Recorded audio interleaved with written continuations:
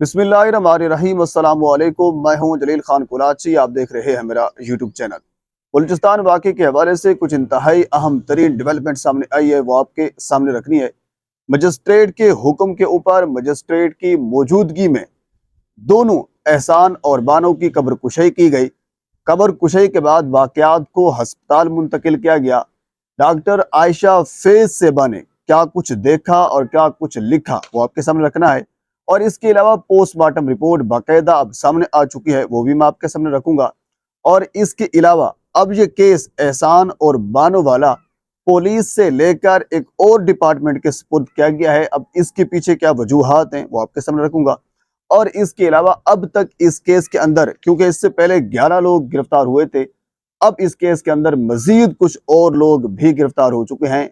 वो क्या चीज़ हैं और कौन कौन लोग गिरफ्तार हुए हैं, ये भी तफसील में आपके सामने रखूंगा।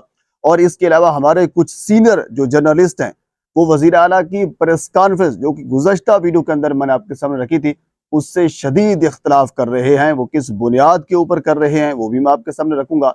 और इसके अलावा चीफ जस्टिस ने जो कुछ कहा है, कुछ लोगों को बुलाया था, सेक्रेटरी दाखिला को, और इसके अलावा आईजी बलूचिस्तान को भी उनसे रिपोर्ट तलब की थी, उसका क्या बना, ये सारी तफसील जो कि इंतहाई अहम तरीन है, आज की वीडियो में मैं आपके सामने रखूंगा। सबसे पहले हम शुरू करते हैं पोस्टमार्टम रिपोर्ट से। पोस्टमार्टम रिपोर्ट जो कि डॉक्टर आयशा फैज सेबा के मुताबिक, वो मैं आपके सामने रख देता हूँ। उसके अंदर पहली तो ये कहा गया है कि 4 जून 2025 को, मेरे ख्याल में ये पहली मरतबा आ रहा है कि ये कहा गया है कि 4 जून 2025 का वाक़या है। अच्छा, इसके बाद आगे ये कहा गया है कि खातून की उम्र तकरीबन 37 से 38 साल, जबकि लड़का, इसके अंदर कहा गया है लड़के की उम्र तकरीबन कोई 36 से 35 साल, यानी तकरीबन दोनों की उम्रें बराबर थी, एक आधे साल का फर्क था, तो दोनों की उम्रें तकरीबन बराबर थी। हालांकि इससे पहले यह कहा जा रहा था कि 45 से 50 साल खातून की उम्र है, कोई कह रहे थे 40 से 50 साल, मुख्तलिफ थीरीज जो पेश की जा रही थी, पर अब पोस्टमार्टम रिपोर्ट के अंदर यह कहा गया है। इसके अलावा यह कहा गया है कि खातून को सीने के ऊपर 7 से 8 गोलियां, जबकि सर के ऊपर 1 गोली लगी है, यानी तकरीबन 9 गोलियां खातून को मारी गई। और इसी तरह 9 गोलियां मर्द को मारी गई हैं, जो कि उनके सीने और पेट के ऊपर लगी हैं, यानी दोनों को बराबर 9 गोलियां खातून को और 9 गोलियां मर्द को मारी गई हैं। इसके आगे ये कहा गया है रिपोर्ट के अंदर कि खातून को डिगारी कादर बख्श कब्रिस्तान में दफन किया गया था, जबकि मर्द को संजीदी कब्रिस्तान में दफन किया गया था। ये है एक पोस्टमार्टम रिपोर्ट। अब हम आ जाते हैं थोड़ा सा अगली टॉपिक के ऊपर, वो है कि अब तक की मजीद अपडेट क्या है। इससे पहले ये हुआ था कि 11 लोग गिरफ्तार हुए थे, जिसमें सतकजई कबीले के सरबरा शेरबाद खान भी गिरफ्तार हुए थे। अब की डेवलपमेंट ये है कि तकरीबन जो गिरफ्तार मुल्जिमान हैं, उनकी तादाद 20 हो चुकी है। और मरकजी मुल्जिम जलाल, जो उस खातून का भाई है जो फायर कर रहा था, वो बेसिकली उस खातून का भाई है, उसको भी पुलिस ने गिरफ्तार कर लिया है।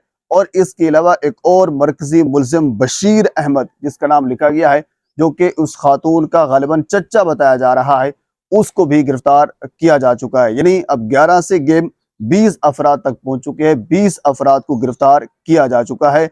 ये जो मजिस्ट्रेट है, जुडिशल मजिस्ट्रेट मोहम्मद मुबीन साहब के सामने इनको पेश किया गया था इससे पहले। और सतकजई कबीले के जो सरबराह हैं, शेरबाद खान सतकजई, जिन्होंने बाकायदा ये फैसला दिया था, यानी कबीले के सरबराह हैं, और उन्होंने ये कहा था कि इन दोनों को गोलियों से मार दें, ये उस बंदे का फैसला था। इस बंदे को अदालत के अंदर पेश भी किया गया है। 2 रोजा इस बंदे का जिस्मानी रिमांड भी मंजूर किया गया था पुलिस की जानब से। लेकिन अब की डेवलपमेंट ये है कि अब जो केस है, पुलिस से लेकर सीरियस क्राइम विंग जो है, उसको ये दिया गया है।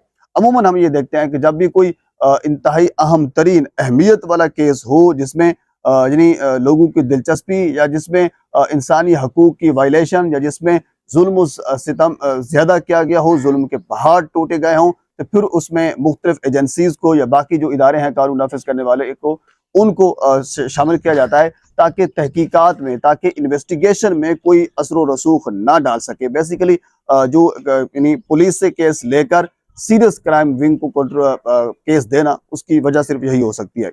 अच्छा, इसके साथ आपको ये भी बता दूं, जो शेरबाद खान सतकजई हैं, जो इस कबीले के सरबराह हैं, उनके 4 भाई और उनके 2 गार्ड, 2 मुहाफिज, उनको भी गिरफ्तार किया जा चुका है। यानी गिरफ्तारियों की जो तादाद है वो बढ़ रही है। हालांकि کل جب وزیر اعلیٰ نے پریس کانفرنس کی تھی تو اس پریس کانفرنس کے اندر وزیر اعلیٰ صاحب نے یہ کہا تھا کہ جب ہم گرفتار کرنے جاتے ہیں لوگوں کو تو ان کی خواتین پولیس کے اوپر پتھراؤ کرتی ہیں، بجائے اس کے کہ وہ ہمارے ساتھ تعاون کریں لیکن ہمارے اوپر پتھراؤ ہوتا ہے۔ بہرحال یہ وزیر اعلیٰ صاحب نے کہا تھا۔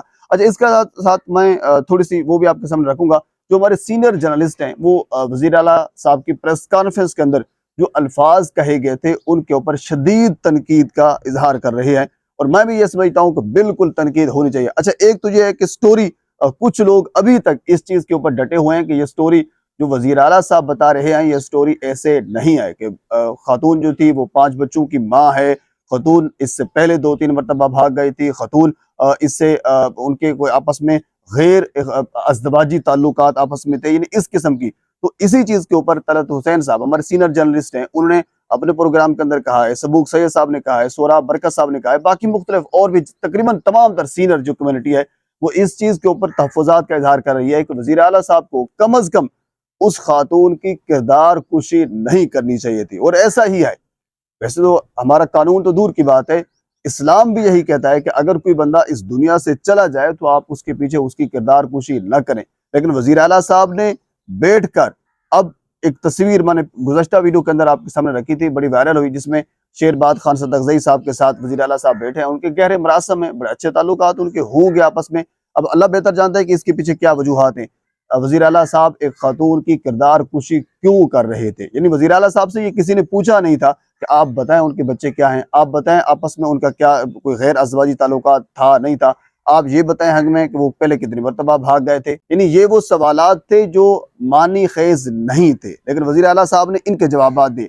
وزیر اعلیٰ صاحب کو یہ کہنا چاہیے تھا کہ آپ کی پولیس کہاں تھی، قانون نافذ کرنے والے ادارے کہاں تھے، اتنا پہلے کئی دنوں کا یہ واقعہ تھا، اب تک یہ رپورٹ کیوں نہیں ہو سکا؟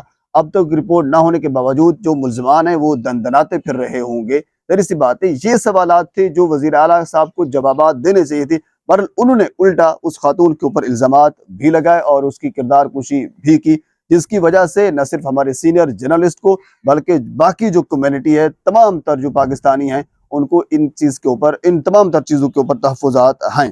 بہرحال یہ اب تک کی اپڈیٹ ہے۔ اچھا، اس کے علاوہ ایک چیز وہ جو چیف سیکرٹری صاحب کو اور آئی جی صاحب کو بلوچستان ہائی کورٹ کے چیف جسٹس صاحب نے یہ حکم دیا تھا کہ رپورٹ جمع کرائیں۔ آج کا دن انتہائی اہم ہے، جو ہی وہ رپورٹ مرتب ہوتی ہے اور چیف جسٹس صاحب کو پیش کی جاتی ہے، اس کے اندر کیا کچھ کہا جاتا ہے وہ بھی میں آپ کے سامنے رکھوں گا۔ فی الحال اب تک چیف جسٹس صاحب کو آئی جی صاحب اور چیف سیکرٹری داخلہ صاحب نے رپورٹ جمع نہیں کرائی، اور یہ اب تک کی اپڈیٹ ہے۔ مزید اس حوالے سے کوئی بھی چیز میرے تک پہنچتی ہے بر وقت آپ تک پہنچانے کی کوشش کروں گا۔ ایک مرتبہ آپ سے گزارش ہے میرے چینل کو سبسکرائب کر دیں تاکہ آنے والی ہر انفارمیٹیو ویڈیو آپ تک پہنچ سکے۔ اللہ حافظ۔